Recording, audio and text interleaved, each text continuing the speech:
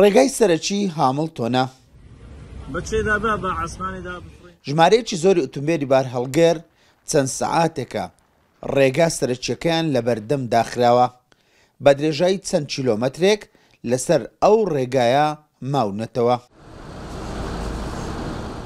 کاکە ڕێگای چرسمان بۆ بکەنەوە هەموو ڕێگای ئەوە مەسیفە، ئەوە سپیلکە، ئەوە زینەتیرە، ئەوە شەقلاوەیە ڕێگای سەریکمان بۆ بکەنەوە کاکە بڵم بێدا بڕۆن یا ڕێگاکەمان بۆ خۆشکەن ئەوە حەڵەمەتی داینە لە دوێنێ هاتووە مەتەس نەگەڕامەوە 6 سەعات یەک ئەلێرەوەم لە هاتووە هەتا ئێستا لێرەمە گوناحی ئێمە چییە؟ دەچێت تاقتاق دەلێ ڕێنیە، دەچێت کۆیە دەلێ ڕێنیە، دەچێت سماقۆلی دەلڕێنیە، دێ ئێرە دەلێ ڕێنیە.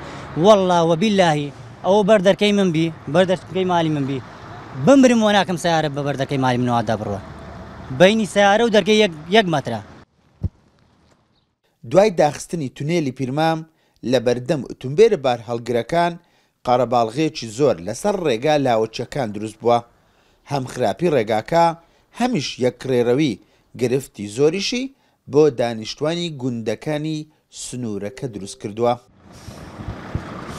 ئەوە ژیانی ئەو گوندێ مامەجەلکەیە بەڕاستی مناڵەکان کاسنە مەکتەب دەبی دەستیان بگرین سەیریکە سەیری تڕێلەکە جیە تاکەی دەبی لا ئەو دێ بیتن دەبی لاو شوێنە بیتن چاڵی تێدەیە ئەو تا ئامۆزانێ 24 بەس بۆ ڕیشکاوە چای کردەوە جەنابی پارێزگاری هەولێر وەرە دوو ڕۆژان بێ وەرە ماڵی من ئیدارە بکە بابێت ئەو مامەجەرکەی با دوو ڕۆژ لەسەر ماڵی من ئیدارە بکاتن.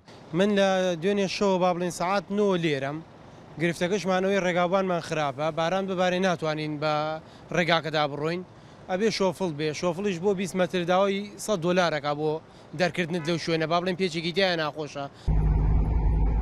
ئێستا زۆرینەی ڕێگا سەرەکیەکان لە بەردەم هاتوچۆی ئۆتۆمبێلە بار هەڵگرەکان لە نێوان پارێزگای سلێمانی و پارێزگای هەولێر داخراوە.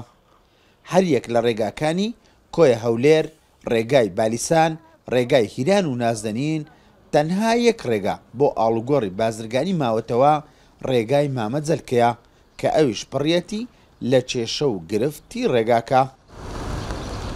ئۆتۆمبێلە بار هەڵگرەکان کە تەواوی جموجۆڵە بازرگانیەکان لە هەرێمی کوردستان ئەنجام دەدەن. ئێستا لە نێوان پارێزگای سلێمانی و پارێزگای هەولێر زیاتر لە 7 ڕێگای سەرەکیان لە بەردەم داخراوە. لە ڕێگا لاوەچەکان وێڕایەوەی گرفت بۆ گونشینانی ئەو ناوچەیە دروستەکان خۆشیان بۆ ماوەی چەند ڕۆژێک لەسەر ئەو ڕێگا سەرەکیانە دەمینێنەوە و گرفتی هەم بۆ خۆیان و هەم بۆ کاری بازرگانی دروست دەکەن. ئیسماعیل عوسمان، کورسات نیوز، ڕێگای سەرەکی هامڵتۆن.